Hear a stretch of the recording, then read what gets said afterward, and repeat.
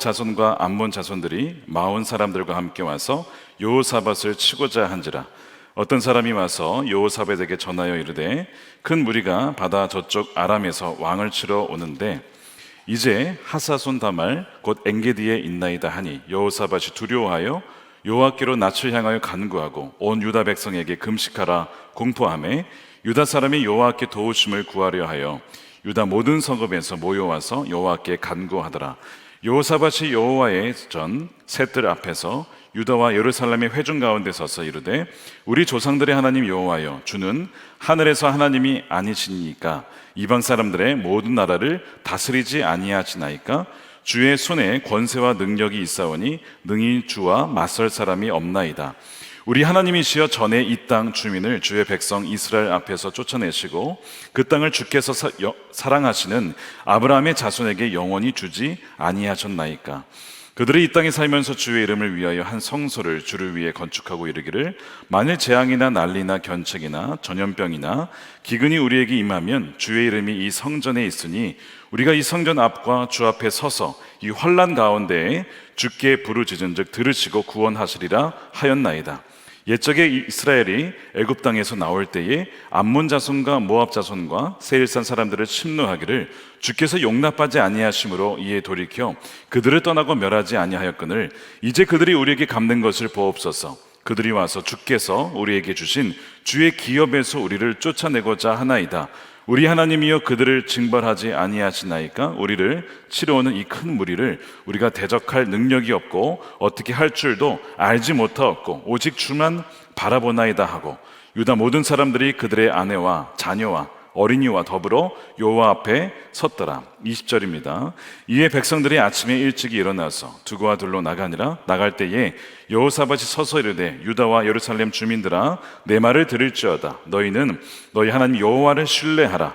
그리하면 견고히 서리라. 그의 선지자들을 신뢰하라. 그리하면 형통하리라 하고 백성과 더불어 의논하고 노래하는 자들을 택하여 거룩한 예복을 입히고 군대 앞에서 행진하며 여호와를 찬송하여 이르기를 여호와께 감사하세 그의 인자하심이 영원하도다 하게 하였더니 그 노래와 찬송이 시작될 때에 여호와께서 복병을 두어 유다를 치러 온 암몬 자손과 모압과 세일산 주민들을 치게 하심으로 그들이 패하였으니 곧 암몬과 모압 자손이 일어나 세일산 주민들을 쳐서 진멸하고 세일 주민들을 멸한 후에는 그들이 서로 쳐 죽였더라. 아멘. 2024년 새해가 밝았습니다. 하나님께서 올해 금식성회를 주시면서 신년 우리 말씀 기도회를 우리 여름으로 미루고 우리 이제 매년 연초에는 우리 금식하면서 주 앞에 나오는 시간을 가지려고 합니다. 유대인들도 신년에 하나님께 나와서 예배를 했어요. 모든 일을 다 멈추고 내 앞에 와서 예배하라 하였기 때문에 그들도 그렇게 나와서 예배했듯이 우리도 신년에 나와서 기도하는 겁니다. 물론 여러분 각자의 다 기도 제목이 있으실 거예요. 그렇죠? 다 있으시죠? 다 중요한 기도 제목입니다. 그러나 가장 중요한 것은 하나님의 뜻이 무엇일까? 하나님의 마음에 무엇이 있으실까? 그것을 알고 그 뜻을 구하고 그 뜻에 우리가 순종하는 것이 가장 중요하며 특별히 위기 상황 속에서는 더더욱 하나님 왜 나에게 이런 위기 상황을 주십니까? 단지 보여지는 것만이 아니라 진짜 이 위기를 통해서 제가 깨닫기를 원하시는 것이 무엇입니까를 여러분 꼭 물어보셔야 됩니다. 여러분 지금 오늘 이 자리에 오실 때에 아마 아무런 문제 없이 오신 분은 없으실 거예요. 반드시 크고 작은 여러 가지 문제들이 있기 마련입니다. 그런데 그 문제들의 진짜 원인이 무엇일까를 한번 여러분 하나님께 물어보세요. 그 문제에 관련된 어떤 그것이 원인일 거야. 물론 그럴 수 있지만 하나님께서는 우리에게 전혀 다른 곳에 원인이 있음을 보여주실 수 있다는 거예요. 오늘 그 얘기를 좀 나누려고 합니다. 우리가 사실 새해 벽두부터 들려오는 이 소식들은, 뉴스들은 별로 기분 좋은 소식들이 별로 없습니다. 예를 들어 지금 북한에서 지난 무슨 얘기를 했냐면 노동당 중앙위원회 전원회의에서 뭐 했죠? 이런 얘기를 했어요. 남조선 전 영토를 평정하기 위해 대사변 준비에 박차를 가하자 이러면서 굉장히 그 한반도 정세, 긴장감을 일으키고 있습니다. 물론 북한이 이런 말을 한 것은 뭐 한두 번은 아닙니다만 지금 연말 연초에부터 벌써 이런 강경 발언을 하는 것은 썩 좋은 상황은 아닌 것이죠. 경제적으로도 계속 고금리가 진행이 되면서 향후 10년간 부채 증가가 굉장히 많이 늘어난다고 해요. 더불어 이 국방부 지출 계속이 확대가 되고 있고, 중국 경제가 굉장히 안 좋은 상황 아시죠? 우리나라의 경제의 주요 핵심 품목의 이 55% 이상이 중국에 의존하고 있다고 합니다. 그러니까 중국이 무너지게 되면 대한민국의 경제 타격은 이건 말할 수 없이 크다는 것이죠. 게다가 중국은 계속해서 대만의 해협을 봉쇄하면서 이 대만을 지금 침공하려는 그 야욕을 계속 보이고 있습니다. 우크라이나 러시아 전쟁이 끝나지 않고 있고, 이스라엘 하마스 전쟁도 역시 진행이 되고 있고, 확산세가 벌어질 수도 있는 그런 국제 정세 상황이에요. 사회적으로는 이 저출산이 문제가 심각합니다. 이게 지방 소멸 문제가 아니고요, 국가 소멸 위기입니다. 여러분, 매달 10,000명씩 줄어들고 있는 거 아십니까? 지금 우리나라가 10,000명씩? 감이 안 오실 거예요. 저도 마찬가지인데, 10,000명이 줄어든다는 게 뭘까? 여러분, 10년 뒤에 5천만 명이 무너집니다, 대한민국에. 그리고 지금 이 뉴욕타임즈에서 무슨 얘기를 했냐면, 한국의 지금 인구 감소는 어디에 비유할 수 있냐면, 14기에 흑사병이 유럽에 들어왔을 때 많은 사람이 죽었잖아요. 인구의 3분의 1 이상 죽지 않았습니까? 더 죽었던 것 같은데요. 그보다 더 심각하다는 거예요. 마치 흑사병이 휩쓸고 있는 듯한 상황이 지금 한국의 상황이다. 왜요? 매달 10,000명씩 사라지고 있으니까. 우리가 이 심각성을 생각보다 많이 느끼지 못하고 있어요. 인구의 축소는 경제력이 약화가 되고, 부양해야 될 인구가 늘어난다는 것이고, 또한 국방력이 약화된다는 것이고, 총체적인 위기를 가져오게 되는 것이죠. 또한 젠더 이슈로 인하여서 사회가 갈라지고 있고, 평등법 같은 그런 악법들이 이제 조성이 되어지는 이런 상황 가운데 있고, 정치적으로 보면 총선을 앞두고 있습니다. 또한 미국의 대선을 앞두고 있죠. 미국의 대통령이 어느 대통령이 되느냐에 따라서 한국의 한반도 정세도 굉장히 많이 바뀌게 됩니다. 종교적으로 보면 한국계의 젊은 세대가 사라지고, 또한 다음 세대를 찾아보기 어려운 것은 오늘 내일 일은 아니지만, 이런 적색 경고들이 곳곳에서 켜져 있는 지금 상황이에요. 이 교회적으로 보면 지금 우리 소나목자교회는 작년에 우리가 얘기했듯이 건축 부채를 다 갚았습니다. 기쁜 일이죠. 기쁜 일입니다. 그런데 한편으로 보면요, 이것이 위기가 될 수도 있어요. 왜냐하면 영적인 안일함이 될 수 있습니다. 우리가 다 갚았으니까 이제 무슨 문제가 있겠어? 이제는 기도를 멈추고 무릎을 꿇었던 것을 펴고 이런 일들 때문에 오히려 더 큰 위기가 올 수도 있는, 항상 우리는 경각심을 가져야 된다는 것이죠. 우리가 오늘 이제 이 역대하를 읽었는데요, 여호사밧 왕이 나옵니다. 여호사밧 왕은 이 총체적인 위기를 겪게 돼요. 참 선한 왕이고, 하나님이 뜻대로 살고자 했던 왕이고, 늘 하나님의 마음을 찾았던 그런 왕임에도 불구하고 위기가 찾아옵니다. 보면 1절에 이렇게 되어 있어요. 모압 자손과 암몬 자손들이 마온 사람들과 함께 와서 여호사밧을 치고자 한지라. 이 세 민족이 합쳐서 여호사밧을 공격하러 온 겁니다. 여러분, 이 모압은요, 다윗 시대 이후로 한 번도 쳐들어온 적이 없어요. 쳐들어올 수도 없었어요. 근데 지금 100년 동안 아무런 공격이 없던 이 모압이 갑자기 침공을 하게 되는 이런 위기가 오게 되는 거예요. 그것이 모압만이 아니고 암몬과 마온과 같은 미디안 사람들이 연합해서 쳐들어오게 되는 그런 위기를 맞이하게 됩니다. 아무리 남유다가 강력하다 할지라도 연합군으로 오면 어떻게 막아냅니까? 이길 수가 없는 것이죠. 자, 그렇다면 왜 이런 위기가 왔을까? 이 문제의 원인을 진단하는 거 굉장히 중요한 거예요. 여러분들이 아프실 때에 이게 왜 아프지? 목이 왜 아프지? 어깨가 왜 아프지? 배가 왜 아프지? 정말 거기 배가 아픈 걸까요? 다른 데에 원인이 있고 배가 아플 수도 있습니다. 그러니까 아픈 증상만 보면 원인을 진단 못할 수가 있다는 거예요. 그러니까 우리가 지금 국제 정치와 경제, 사회 여러 가지 문제를 다뤘는데, 물론 거기에 어떤 원인들이 있겠지만 하나님께서는 뭐라고 하시냐면, 오늘 여호사밧의 이 케이스, 여호사밧의 케이스에는 뭐냐면 진짜 원인이 있다라는 거예요. 자, 그것이 무엇이냐면 오늘 1절에 그 후에라고 되어 있어요. 그 후에, 그러니까 어떤 일이 있었어요. 그리고 그 결과로서 이 연합군의 침공이 있었다는 겁니다. 그러면 그 후는 어떤 걸 말하는 것이냐? 역대하 18장을 한번 살펴봐야 돼요. 역대하 18장에 보면 여호사밧이 이 북이스라엘의 아합 왕과 뭐 하죠? 이 친인척 관계, 이게 이제 결혼을 하게 돼가지고 인척 관계를, 혼인해서 인척 관계를 맺습니다. 여호사밧은 전쟁에 나갈 때 항상 하나님께 물었던 왕이에요. 그렇게 믿음이 좋은 사람입니다.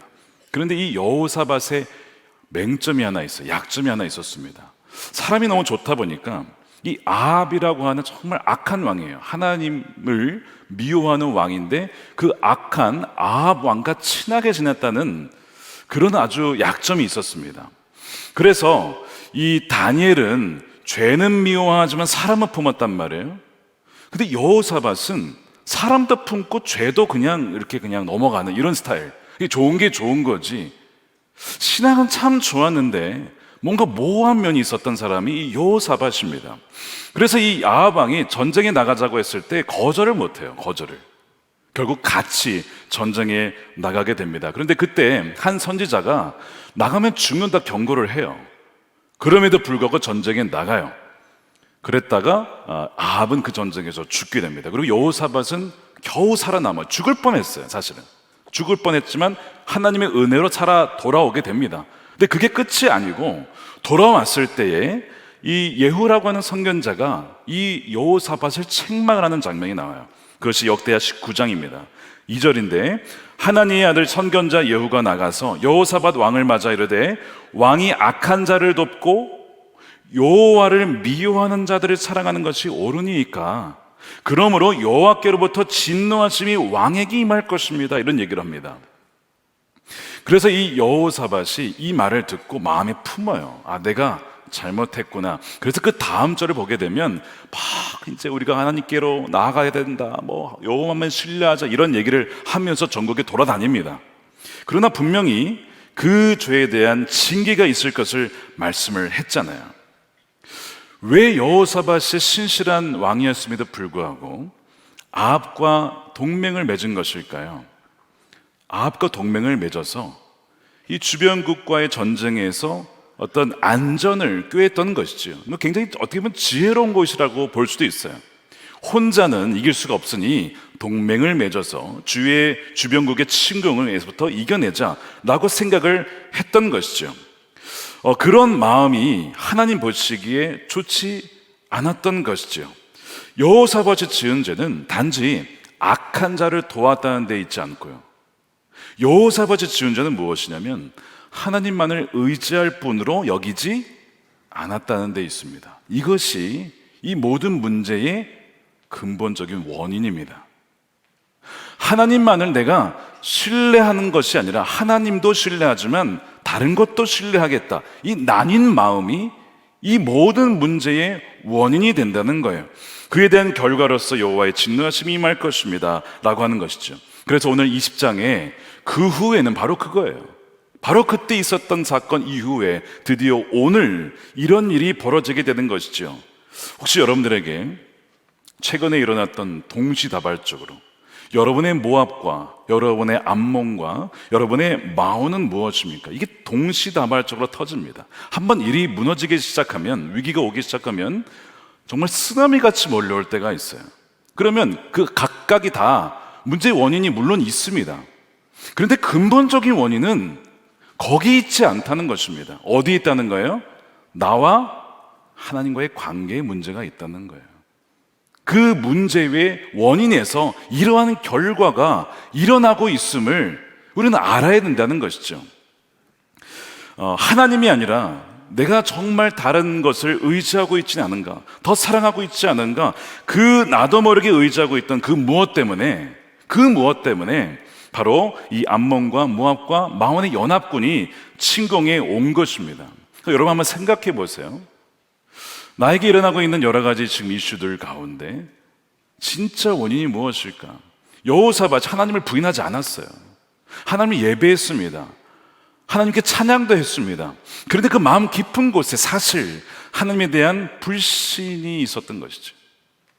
그러니까 여러분, 이 마음을 우리는요 잘 돌아보지 않아요. 왜요? 우리는 예배하니까요. 이렇게 나와서 기도도 하고요, 헌금도 하고요, 봉사도 하고요. 그러니까 괜찮다라고 생각을 합니다. 그런데 이미 이 여호사밧의 영혼의 깊은 곳에서는 뭔가 문제가 벌어지고 있었던 것이, 병이 들기 시작했던 것입니다. 근데 감사한 것은 무엇이냐면, 여호사밧에게 이런 문제가 벌어졌을 때에 그는 즉각 알아차렸다는 거예요. 아, 내가 하나님을 온전히 의지하지 못했다라고 하는 것을 알아차렸어요. 그래서 그의 반응이 무엇이냐면 3절입니다. 3절 말씀 우리 함께 읽어볼게요. 시작. 여호사밧이 두려워하여 여호와께로 낯을 향하여 간구하고 온 유다 백성에게 금식하라 공포하매. 여호사밧이 얼굴을 하나님을 향하여서 돌리고 그 다음에 간구했다. 이것은 찾았다는 거예요. 누구를? 하나님을 찾고 하나님을 구하였다는 것입니다. 하나님 어디에 계십니까? 하나님이 계신 줄 알았는데 하나님이 임재가 사라져 있는 상황인 것을 뒤늦게 알아차리게 된 것이죠. 하나님을 찾고 그분께 나아가기 위해서 그가 한 일이 무엇이냐면 뭐예요? 금식을 선포한 겁니다. 금식을. 여호사밧이 금식을 명한 데는 몇 가지 이유가 있어요. 여러분, 금식은 내 욕망이, 우리의 욕망이 가장 기본적인 욕구 뭐예요? 먹는 거. 그 욕구를 거스르는 것입니다. 끊는 거예요. 여러분, 우리 욕망이 뭐가 있냐면 내 생각이 있습니다. 내 생각. 여러분 다 생각이 있으시죠? 내 생각. 그 다음에 내가 원하는 게 있어요. 그리고 내가 좋아하는 거, 내가 느끼는 거. 이 세 가지. 우리 마음에 있는 것이 기능이 지성과 의지와 감정입니다. 그러니까 지성은 생각하는 거고, 그 다음에 감정은 느끼는 것이죠. 그리고 의지는 내가 뭘 하고자 하는 거 아니에요?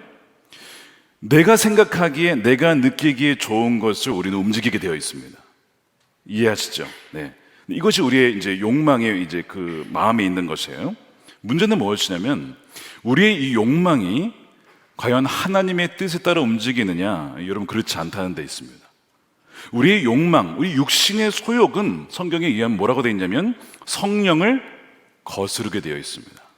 성령의 뜻을 거스르는 거예요. 우리의 욕망은 따라가는 게 아니고 반대하게 되어 있어요. 대항하게 되어 있어요. 그래서 우리의 이 식탐 있잖아요. 식탐을 제어하지 못하면 영적 전쟁 못합니다. 시작도 못합니다. 그래서 금식이 중요한 거예요. 이 4세기에 카시아누스라고 하는 수도사가 식탐을 이기지 못하고는 영적 전쟁은 시작도 하지 못한다라는 말을 했어요. 예를 들어서 여러분, 출애굽기 보시면 하나님께서 그들을 출애굽을 시키셨죠. 그리고 광야를 지나서 어디로 갑니까? 가나안에 가면 가나안에 있는 족속들과 이제 전투를 해야 돼요. 이 전투를 해야 되잖아요. 전투도 못 해보고 죽었어요. 왜 죽었습니까? 식탐이었습니다. 먹을 거 달라고.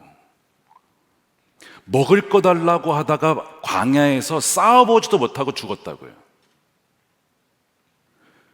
여러분, 우리의 이 욕망이라는 것이 굉장히 강합니다. 아주 기본적인 욕망이에요. 먹는 걸 금한다는 것은 완전 본성을 거스르는 일이기 때문에 그렇습니다. 이 이스라엘 백성들이 광야에서 처음에 출애굽했을 때, 여러분 출애굽기서 14장 15절 읽어보세요. 와, 하나님은 위대하십니다. 홍해를 가르시고 여호와는 위대하십니다라고 막 찬송하거든요. 그러다가 물이 끊기고 음식 끊기니까요, 바로 하나님께 원망하기 시작합니다. 이게 인간이에요. 이게 우리의 모습입니다. 그래서 이 내 생각, 내 느낌을 제어하지 못하면 절대로 성령에 따라 살 수 없습니다. 그래서 금식이 중요한 거예요. 그 훈련이 중요한 거예요. 이 백성들이 광야에서 차라리 우리가 뭐 애굽에서 돌아갔으면 좋겠다. 차라리 우리를 죽여달라. 하나님이 그래, 죽여줄게. 그래서 거기서 망한 거예요. 내 귀에 들린 대로 해줄 것이다. 그래서 이 카시아누스가 식탐을 영적 전쟁에서 치러야 할 첫 번째 대상으로 꼽았어요. 가장 쉽게 범할 수 있는 죄면서 가장 쉽게 넘어질 수 있는 죄이기 때문에 그렇습니다. 그러니까 우리의 본능을 제어하지 못하는데 무슨 영적 전쟁을 하겠어요? 본능을 제어하지 못하는데 무슨 영적 감각을 느끼겠습니까? 우리는 너무나 육신의 감각에 익숙해 있기 때문에 그렇습니다. 그래서 여호사밧은 금식을 명해서 이 육신의 소욕을 제어하고 영적인 둔감함에서 깨어나 민감함을 회복하고자 했던 것이죠. 왜죠? 육신대로 살면 반드시 죽을 것이기 때문에 그래요. 자, 로마서 8장 13절 말씀 읽어볼게요. 시작. 너희가 육신대로 살면 반드시 죽을 것이로되 영으로서 몸의 행실을 죽이면 살리니. 이 금식을 선포한 거예요. 어떤 목사님 말하기를 내 위장은 내가 먹을 때를 알려주지만 나는 내 위장에게 내가 음식을 언제 먹을지를 명령한다. 여러분, 이게 무슨 말인지 아시겠습니까? 나는 위장이 종이 아니고 너가 내 종이야.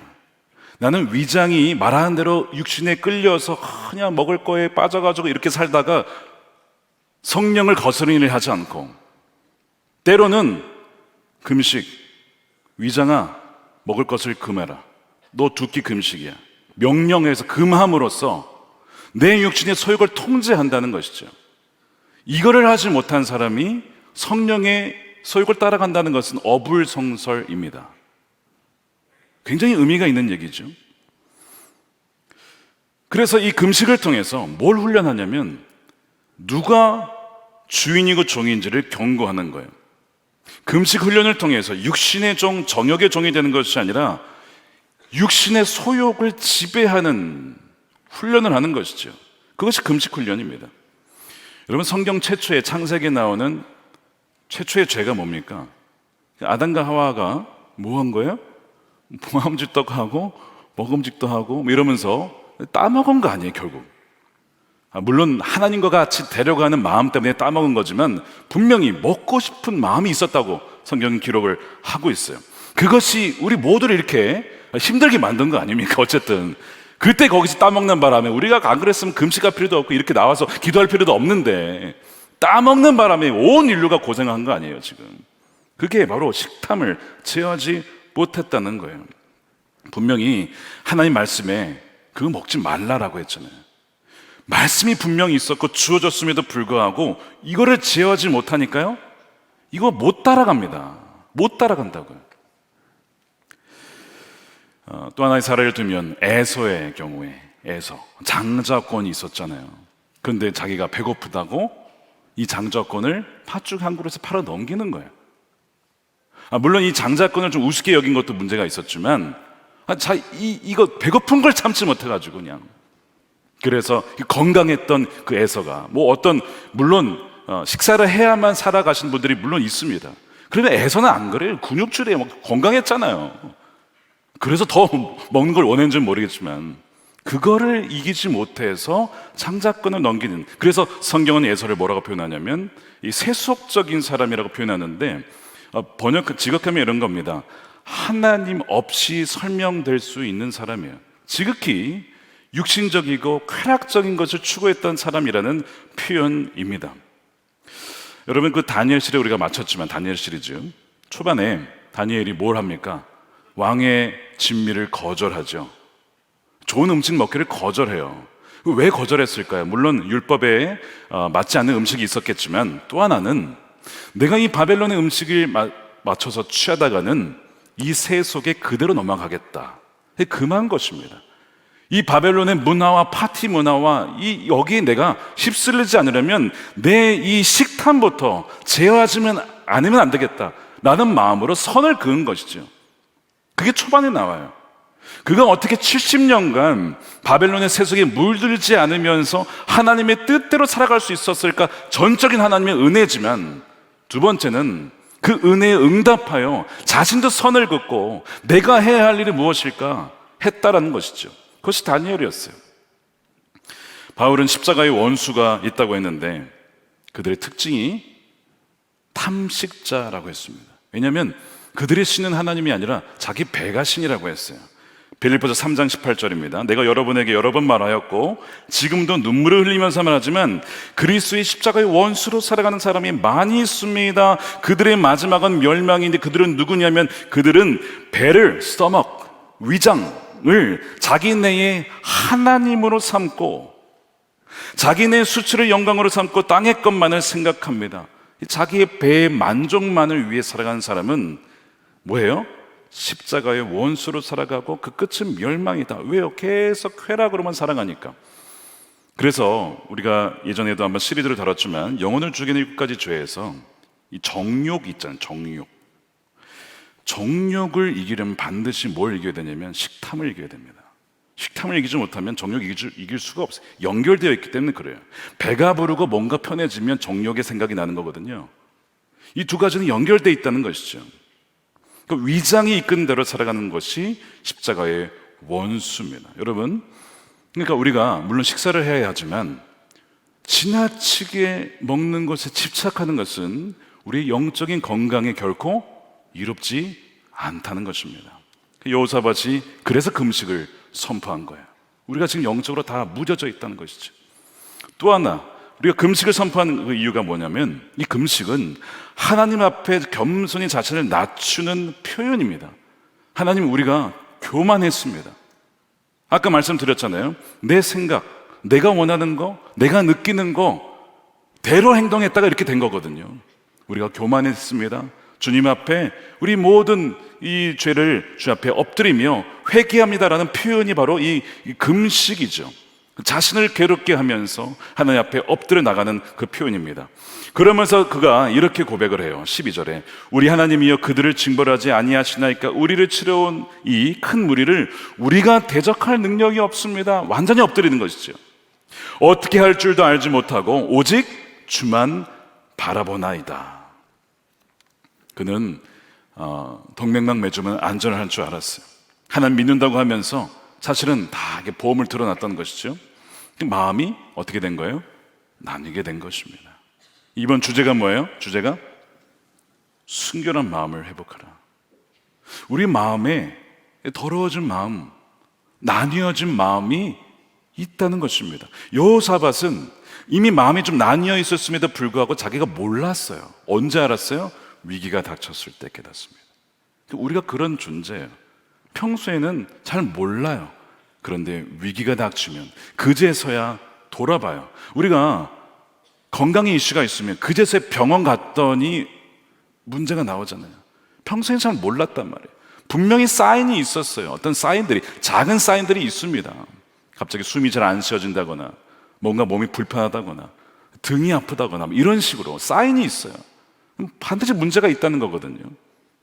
여호사밧이 모르고 있다가 이 전쟁이 나고 나서 나에게 그런 나뉜 마음이 있음을 알게 된 거예요. 그래서 자기만이 아니라 온 백성이 나와서, 여기 보세요. 13절에 보면 아내와 자녀와 어린이들까지 다 나와서 하나님 앞에 금식하며 기도하는 거예요. 여러분, 지금은요, 여러분 금식할 때입니다. 여러분 이거 자각하셔야 돼요. 나에게는 뭐 별 큰 그런 문제가 없는데요. 여러분, 나라의 국가적인 위기나 또는 교회가, 우리 하나님의 교회들이 어려움을 당하는 것이 위기가 아니겠습니까? 그래서 하나님께서 우리에게 연말부터 다니엘 금식기도 1차, 2차 신년 금식 성회로 모이라고 말씀하신 거예요. 이 금식기도의 목표는 무엇이냐면 금식 자체 있지 않아요. 말씀드린 대로 금식은 도구인데 주님과 더 가까이 가기 위한 도구입니다. 주님과 나 사이에 있는 우상들을 제거하고 더 가까이 가기 위해 금식하며 기도하는 거예요. 그러면서 하나님, 제 삶에 어떠한 변화가 있기를 원하십니까? 라고 물으셔야 됩니다. 내 삶의 변화가 있기를 주님이 원하시는 것이죠. 주님의 뜻이 무엇인지를 우리는 찾고 구해야 됩니다. 여호사밧의 경우에는 초심을 잃었어요. 그래서 하나님만 의지하고 바랬던 그 초심을 회복해야 했습니다. 하지만 여러분, 금식하라고 했는데 불순종하면 어떻게 될까요? 금식하라고 했는데 불순종했을 때 어떤 일이 벌어졌는지 케이스가 몇 군데가 있는데 그 중에 하나가 예레미야 36장에 나와요. 거기에 보면 하나님께서 유다 백성들에게 그들의 죄 때문에 내가 심판할 거야 라고 하시면서 다시 한번 기회를 주십니다. 너희들이 그 허물과 죄를 회개하면 내가 돌이킬 거야, 내가 용서해 줄 거야 라고 말씀을 하십니다. 그래서 어떻게 하냐면 모든 백성에게 예레미야 36장 9절입니다. 모든 백성에게 주님 앞에서 금식하라는 선포가 내려지죠. 예레미야를 통해서 그 선포가 쫙 내려지게 됩니다. 그러면 이제 왕이 어떻게 해야 돼요? 그 말을 듣고 우리가 범죄했구나, 회개해야지라고 해야 되잖아요. 그 이제 예레미야가 두루마리 써가지고 뒀더니 그 전달을 합니다. 전달을 받은 그 말씀을 딱 보더니 회개한 게 아니고 칼로 싹 잘라가지고 불에 태워버려요. 근데 그걸 보던 왕과 그 주위에 있었던 리더십들이 있죠. 뭐 장관들 아닙니까? 그 말을 분명히 들었는데 어떠한 반응도 없어요. 그러니까 이게 뭐 무슨 말이냐, 도대체 왜 우리가 금식해야 되는 거냐, 이런 식으로 반응을 해요. 그 결과가 남유다의 멸망입니다. 그리고 이 여호야김은 바벨론의 포로로 끌려가요. 그러니까 하나님은요, 그냥 그렇게 한 게 아니고 다 먼저 기회를 주셨어요. 돌아오라고, 금식하라고. 지금 우리에게도 금식하라고 지금 연말부터 계속 말씀하고 있어요. 그렇죠? 저는 처음에 이 말씀을 받았을 때 정확한 이유를 잘 몰랐는데 연말 지나면서 제 안에 있었던 어떤 불순물들 하나님 보게 하시고, 또한 교회의 여러 가지 문제, 또 교회 바깥에 여러 가지 이슈들이 있는 걸 보면서 기도하게 하신 이유가 바로 이것이었구나, 한두 가지가 아닙니다. 여러분, 금식하러 가는 것은 그냥 주어지지 않아요. 우리가 기도할 때에 거의 대부분의 문제가 해결이 됩니다. 하나님께 나아갈 때에 문제가 해결이 되는데, 이 기도와 금식만으로만 돌파가 되는 일들이 있어요. 기도와 금식 외에는 안 되는 것들이 있습니다. 그러니까 그때는 반드시 금식하며 기도를 하셔야 된다는 거예요. 바로 이 남유다의 멸망도 마찬가지입니다. 우리의 나뉘어진 마음을 다시 하나님께로 돌아오도록 하나님께서 우리를 인도하시기 위해서 이 시간을 주신 것이고, 하나님만 의지하지 않았던 것을 깨닫게 하여 주셔서 정결케 하시기 위해서 우리를 하여금 성회로 모이게 하신 줄로 여러분 믿으시길 축복합니다. 여러분, 그래서 여러분 한 끼라도 그 기도하면서 그 시간을 한번 주님께 드려보세요. 하나님, 저에게 원하시는 것이 무엇이고 제가 반드시 버려야 될 것이 무엇입니까? 그러니까 주님 바라보면서 영적인 뭐랄까요, 영점 조정을 하는 것이죠. 신년을 맞이해서 조정을 하는 거예요. 그래야 주님께서 말씀하신 대로 쭉 그 길을 걸어갈 수 있으니까. 나도 모르게 내가 원하고 내가 생각하고 내가 느끼기에 좋은 것이 우선순위가 되어 있는 것들이 참 많을 거예요. 우선순위를 재정렬해야 됩니다. 나도 모르게 내가 좋아하고 내가 생각하고 내가 원하는 방향으로 내가 인도하는 스스로가 나아갔던 길, 혹은 하나님이 원하시는 것이야 라고 했는데 사실은 내가 원하는 것을 하나님의 뜻이라고 포장을 하고 나갔던 것들도 있습니다. 우리가 그렇게 기만적이에요. 저는 연말과 연초를 준비하면서 감사한 것들도 참 많았지만 한편으로 두려운 마음이 들었어요. 담임자가 되고 나니까 결정해야 할 일이 굉장히 많습니다. 사역이든 그게 이제 목회자를 모시는 일이든 사역 배치든 프로그램이든 무엇이든 간에 결정하는 일들이 거의 주중의 일입니다. 그래서 결정을 하면 정말 그렇게 쭉 이제 진행이 돼요. 근데 여러분, 그걸 보면서 한편으로는 하나님께서 그 길을 열어주시는구나 감사한 마음이 드는데, 한편은 어떤 마음이 드는지 아십니까? 두려운 마음이 드는 겁니다. 만일 이렇게 하지 않고 이렇게 했더라면 전혀 다른 결과가 나왔을 텐데, 이런 생각이 드니까 어떤 마음이 드냐면, 정말 하나님이 원하시는 길로 가지 않으면 나중에 반드시 그 결정에 대해서 하나님이 책임을 물으실 것이다 라는 마음이 드니까 두려워지는 겁니다. 함부로 결정 못 하겠더군요. 진짜 기도하고 금식하며 주님께 확증을 받지 않고서는 결정하기가 어려운 거예요. 여러분, 그 결정의 자리에 있다는 게 좋아 보이지만 여러분 결코 그렇지 않습니다. 많이 맡긴 자에게 많이 찾을 것이라고 했어요. 여러분, 달란트 5달란트 나는 원해. 여러분 5달란트 원하십니까 정말? 그러면 거기에 대한 어마어마한 책임을 물으실 거예요. 그 두려운 일이에요. 아마 저만 그런 것이 아닐 겁니다. 여러분이 모든 하는 일에 대한 일과 결정과 시간 쓴 것과 재능과 물질을 쓴 것에 대해서 하나님이 물으실 겁니다. 너는 정말 나의 뜻에 따라서 이것을 쓰고 결정하였느냐? 그렇게 여러분 기도하며 금식하며 여러분 사셔야 돼요. 내 생각, 욕망대로, 원함대로 해서는 절대로 안 된다는 것입니다. 그것을 내려놓을 때 주님께서 여러분들을 통해서 하나님의 뜻을 반드시 이루실 것입니다. 하나님께서 금식 외에 다른 도구를 주셨는가? 한번 말씀해 보세요. 금식 이제는 다 끝났고 이제 금식을 폐지시키시고 하나님이 다른 방법을 주셨다. 한번 저한테 말씀해 주시기 바랍니다. 뭐 AI가 나왔으니까 이제 AI로 쓰면 될까요? AI도 물론 뭐 유용하겠죠. 쓰기에 따라서. 근데 하나님께서 금식이라는 이 도구를 폐지시키지 않으셨어요. 기독교 역사를 봐도 이 금식을 통해서 하나님은 놀라운 일을 계속 이루셨거든요. 그래서 여전히 이 금식과 기도는 하나님이 주신 놀라운 도구라는 것이죠. 그래서 우리로 하여금 기도하게 하신 거예요. 자, 여호사밧이 금식하며 간구하자 어떤 일이 벌어지느냐? 여호와의 영이 임합니다. 자, 야하시엘이라는 자에게 임하여서 그 뜻이 전해지죠. 그러면서 내가 구원할 테니 두려워하지 말아라 이런 얘기를 하세요. 역대 20장 14절입니다. 여호와의 영이 회중 가운데에 레위 사람 야하시엘에게 임하셨으니 너희와 함께한 여호와가 구원하는 것을 보라. 유다와 예루살렘아 너희는 두려워하지 말며 놀라지 말고 내일 그들을 맞서 나가라. 여호와가 너희와 함께 하리라 하셨느니라. 금식하며 주님께 겸손히 나가서 기도했을 때 응답이 뭐였습니까? 가장 중요한 게 뭐예요? 전쟁에서 이기는 것도 물론 중요하지만 가장 중요한 응답이 뭐였습니까? 그 마지막에 여호와가 너희와 함께 하리라. 자, 따라하겠습니다. 여호와가 너희와 함께 하리라. 이 약속을 주신 거예요. 그래서 이제 찬양하며 그냥 전쟁할 때 뭐 칼 들고 나가지도 않고 그냥 찬양만 합니다. 그냥 뭐 하나님께 찬양하고 감사하고 이러고 있는데 지네끼리 서로 치고받고 싸워서 다 적들을 무너지게 되는 거예요. 그러니까 하나님께서 그 모든 전쟁을 승리로 인도하게 하시는 것이죠. 여러분, 금식 기도가 무엇이냐면 하나님께로 우리의 시선을 돌아가게 하는 도구가 됩니다. 그리고 나라와 민족의 운명을 바꾸기도 했어요. 예를 들어서 이 요나서의 니느웨, 여러분 아시죠? 망할 거다, 40일 안에 망한다 그랬더니 이들이 금식하면서 막 회개를 합니다. 뭐 왕이고 뭐 할 거 없이 높고 낮은 데를 막론하고 금식하며 막 회개하니까 하나님께서 뭐라고 하시냐면 이렇게 하세요. 뜻을 돌이켜서 그들에게 내리라고 말씀하신 재앙을 내리지 아니하시니라. 나라가 금식을 통해서 완전히 바뀌게 되는 것이죠. 만일 금식하지 않았더라면, 기도하지 않았더라면 그대로 망했을 것입니다.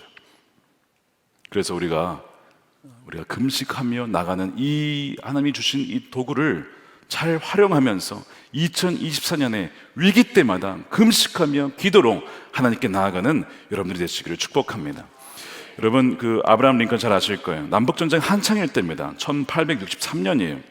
국가 금식 기도의 날을 선포했던 거 아시죠? 그때 그가 이렇게 고백을 합니다. 왜 국가 금식 기도를 선포했느냐? 이렇게 얘기를 합니다. 하나님의 거룩한 법에 따라 국가도 개인처럼 이 세상에서 징벌과 책망을 받는다는 것을 우리는 알고 있습니다. 지금 이 나라를 황폐시키는 남북전쟁의 참화는 우리의 교만한 죄로 인해서 부과된 형벌이요, 전 국민이 하나가 되어 국가 개혁을 달성하라는 하나님의 징계로 받아들이는 것이 마땅하지 않겠습니까? 그러면서 하나님은 지금까지 우리에게 최고의 축복을 주셨습니다. 우리는 오랫동안 평화와 번영을 구가했습니다. 우리의 인구와 국부와 국력은 다른 어떤 나라보다도 더 크게 성장했습니다. 꼭 우리나라 얘기하는 것 같지 않습니까? 그 당시에 미국을 얘기하고 있어요. 그러나 미국은 하나님을 망각했습니다. 이런 얘기를 해요. 미국은 하나님을 망각했습니다. 하나님의 은혜로운 손길을 우리는 잊어버렸습니다. 미국은 이 모든 축복이 우리 자신의 뛰어난 지혜와 힘의 산물이라고 생각하는 헛된 자만심을 품었습니다. 우리는 지속적인 성공에 도취된 나머지 구원하시고 보호하시는 하나님 은혜가 필요함을 느끼지도 못하고 우리를 창조하신 하나님께 기도하지 않는 교만한 백성이 되고 말았습니다. 그러므로 우리는 분노하신 하나님 앞에 겸허한 자세로 국가적 죄를 고백하고 자비와 용서를 구해야 합니다.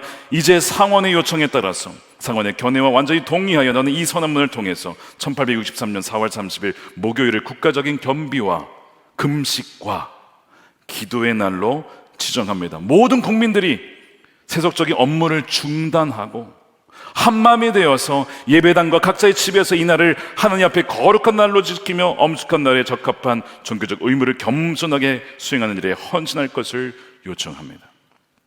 이렇게 선포를 하고 전체가 다 국가가 기도를 합니다. 그리고 2년 뒤에 전쟁이 끝나는 거예요.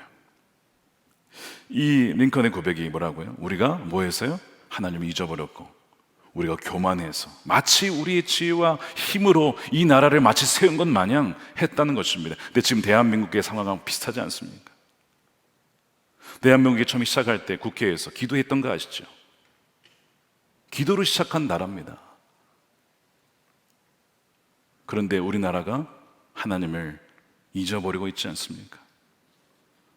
이제 뭐 세계 강국이 돼가지고 뭐 GDP로는 뭐 세계 경제 10대 안에 들고 군사력도 얼마 안에 드니까 이제 우리가 이제 뭐 선진국이 됐어. 자만하여서 성공에 도취하다가는 한순간에 무너질 수가 있는 거예요. 우리가 새해 하나님께서 금식 성회로 모이게 하신 이유가 무엇일까요? 깨어있는 하나님 백성들이 금식하며 기도할 때에, 물론 소돔과 고모라는 아니지만 소돔과 고모라의 의인 10명만 있어도 내가 멸하지 않겠다 하셨는데, 깨어 기도하는 그리스도인들이 있다면 하나님께서 이 나라를 살려주시지 않겠습니까? 오늘도 교만해져서 간절함이 사라지고, 우리가 예전에 그런 얘기하죠. 야성, 금식하는 야성, 거의 찾아보기가 어려워요. 어떤 분들은 그럽니다. 배가 부른데 무슨 기도하냐고. 이제 뭐 살만한데 왜 기도하냐고. 근데 또 반대가 있어요.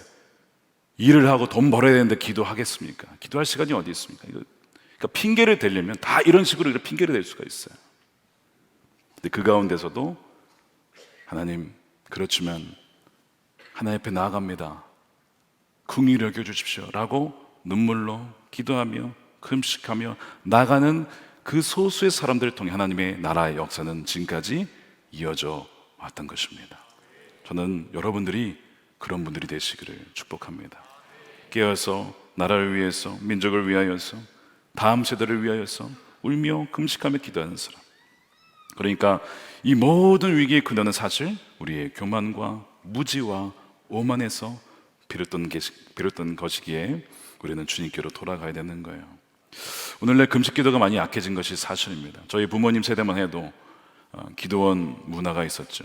늘 새해에는 금식하는 거예요. 3일 그냥 쫙 금식하고요. 하나님께 은혜를 구하며 나아갔습니다. 저도 군대 입대하기 전에, 요즘에 그 예배 끝나면 군대 입대한다고 기도받으러 오는 분들이 꽤 많아요. 이제 볼 때마다 굉장히 간절한 거 아시죠?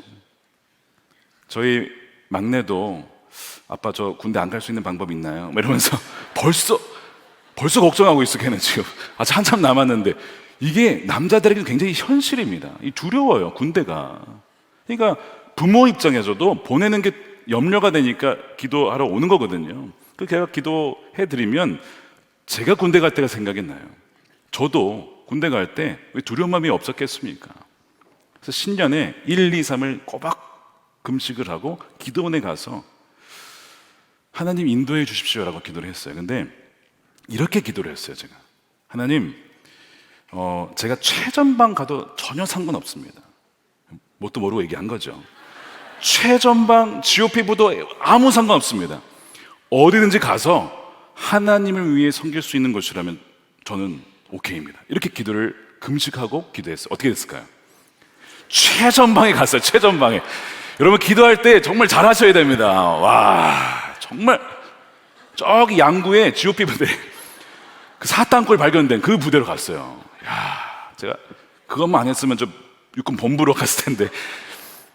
근데 그 뒤에 기도, 하나님을 섬길 수 있는, 물론 뭐 어느 곳에 있든지 다 섬길 수 있지만, 사단 교회에 가서 사단 군정병으로 섬길 수 있는 곳으로 갔어요. 새벽 기도 매일 하고요, 새벽 운행하고요, 학생회 가르치고, 금요 설교하고, 주일학교 가르치고, 우리 군정병들과 함께 신방하면서 초코파이 나눠주고, 신교대 가서 세례식 할 때 같이 또 도와주고, 진짜 2년 2개월을 정말 하나님 일을 감당하면서 봤거든요. 너무 감사하더라고요. 근데 제가 그때 깨달은 게 뭐냐면 이 금식 기도로 내 소원 성취가 됐다는 게 아니고요. 그때 금식하면서 뭘 느꼈냐면 하나님 외에 의지할 분이 없다. 그걸 깨달은 거예요. 그때. 그 이후에 저에게 뭐가 장착이 됐어요? 금식 기도. 이민교회 하면서 어려운 일 벌써 이렇게 막 벌써 감정이 막 올라와요. 벌써 어려운 일이 많았지만 어려운 일이 막 밀려오면 그때마다 금식하며 먼저 뭘 봐요? 내 자신을 보는 거예요. 내 마음이 나뉘어졌다. 아까처럼 마치 이제 이게 목회도의 경험이 쌓입니다. 그럼 경험 의지하게 돼요. 내 능력 의지, 지혜 의지합니다. 어느덧 하다 보니까 그거를 의지하고 있는 거예요. 하나님이 여러 가지 위기를 막 모압과 막 암몬과 막 이거 막 계속 보내세요. 그때마다 그러면 금식을 선포하고 저를 돌아봐요. 주님을 더 의지하지 못했던 것을 알게 하십니다. 그리고 그 문제들에 대해서 기도하게 하세요. 너무나 기가 막히게 싹 사라져요. 경험해 보셔야 되든. 여러분 2024년에 경험해 보시길 축복합니다. 금식 기도를 장착하세요. 그것이 하나님께서 우리에게 주신 놀라운 도구입니다. 그래서 그 이후로는 계속 중요한 결정 내릴 때마다 문제가 있을 때마다 수시로 하루 금식 아니면 끼니 금식을 하더라도 그렇게 하면서 나오게 된 거예요. 제가 마지막으로 예수님의 금식 얘기하고 마치려고 합니다. 여러분 예수님께서 금식하신 거 아시죠? 며칠 하셨습니까? 40일 금식을 하셨어요. 공생의 사역 시작하기 전에 40일을 하셨어요. 주님께서 금식하면서 이 유혹과 싸우고자 마귀의 공격에서 싸우고자 하셨다면 하물며 우리는 더더욱 그래야 하지 않겠습니까? 예수님이 육신을 입으셨기 때문에 육신에 유혹이 있잖아요. 죄를 짓지 않으셨지만 유혹이 있으니까 그 유혹에 대적하기 위해서 40일을 금식을 하셨어요. 그래서 성령에 이끌려 광야로 가십니다. 거기에서 사탄을 말씀으로 이기셨는데 여기에 반드시 금식이 있었다는 걸 놓치면 안 됩니다. 사탄의 세 가지 유혹을 한 줄로 여러분 이 세 가지 유혹 있잖아요. 세 가지를 한 줄로 관통하면 뭔지 아십니까? 어떤 유혹인지 아세요? 자, 오늘 정리하세요. 편한 길입니다. 쉬운 길이에요. 그게 마귀의 유혹이었어요. 돌을 떡으로 만들어봐. 뛰어내리면 너 유명해질 거야. 너 한 번만 절하면 네 이 세상 다 줄 거야. 쉬운 길이에요. 마귀의 유혹은 늘 쉬운 길입니다. 여러분 지금 분별이 혹시 안 되신다면 이게 하나님이 되신 적이 마귀의 유혹인지 그게 쉬운 길이냐 그게 십자가를 져야 되는 길이냐를 보시면 알아요. 그건 분명해집니다. 마귀는 항상 우리로 하여금 고난을 피하게 만들고 겸손하지 않은 길 또한 순종을 피하게 하는 그 모든 길을 우리를 인도하려 합니다. 이것이 예수님께 온 그 유혹도 바로 그거였어요. 겸손과 고난과 순종의 길을 가지 않고 버리도록 유혹한 거였습니다. 그 아무런 희생도 없고 십자가도 없고 순종도 없고 이 유혹을 이기고자 여러 가지 방법이 있었는데 예수님이 택하신 방법 뭐였어요? 금식이었습니다. 육신의 소욕을 거스를 수 있는 거. 왜 금식이냐? 이 예수님이 금식 이야기는요, 광야에서 아까 말씀드린 실패했던 이스라엘 백성과 연관되어 있는 거예요. 그들은 광야에서 먹는 것 때문에 망했잖아요. 그렇죠? 근데 예수님은 성령에 이끌려서 먹는 것으로 망하지 않고 그것을 이겨내신 거예요. 그들은 실패했지만 예수님은 승리하십니다. 그들은 광야에서 40년을 보냈어요. 그래서 이 40일 금식을 하신 거예요. 40년을 상징하는 것이죠. 분명히 하나님께서 신명기에서 사람이 떡으로만 살 것이 아니라 뭘로 산다고 했어요? 하나님의 입에서 나오는 모든 말씀으로 살 것이라고 했죠. 그리고 하나님을 시험하지 말아라, 하나님만 경외하며 섬기라고 했습니다. 사탄이 말씀을 다 알고 있어요. 신명기 말씀은 다 알고 있다고요. 이 말씀으로 유혹을 하는 거예요. 말씀으로 유혹을 하기 때문에 잘 분별하지 않으면 말씀이니까 거기 혹 넘어갑니다. 근데 이 말씀을 아주 미묘하게 바꾸는 거예요. 이렇게 틀어버립니다. 여러분, 하나님께서 그 광야에서 이스라엘 백성에게 만나를 주실 때 만나를 왜 주셨습니까? 내가 너의 공급자다라는 의미도 있지만 더 중요한 게 있어요. 그게 어디 나오냐면 신명기 8장 16절이에요. 우리 함께 읽어보겠습니다. 시작. 내 조상들도 알지 못했던 만나를 광야에서 내게 먹이셨나니 이는 다 너를 낮추시며 너를 시험하사 마침내 내게 복을 주려 하시려느니라. 뭘 한다고요? 너를 시험하사. 내 마음이 어떠한지, 내 마음이 중심이 하나님께 있는지 아니면 다른 것에 있는지, 이 만나를 통해서, 굶주림을 통해서 시험하신다는 것입니다. 그들이 시험 당하자 마음이 있던 것이 드러난 것이 아까 그거예요. 처음에는 찬양하더니만 이 굶주리니까 하나님을 원망하기 시작하는 것이죠. 그러면서 우리가 출애굽기 16장 3절에 애굽 땅에서 고기가마 곁에 앉아있던 때와 떡을 배불리 먹던 때에 우리가 차라리 죽었더라면, 이러면서 입으로 막 이 죄를 짓습니다. 너희가 이 광야로 우리를 인도해내어 온 회중이 추려 죽게 하는도다. 여러분, 금식을 해보면 우리의 마음에 무엇이 있는지 드러나게 돼요. 금식은 유혹과 시험을 이기는 도구이지만 동시에 금식은 그 자체가 테스트가 됩니다.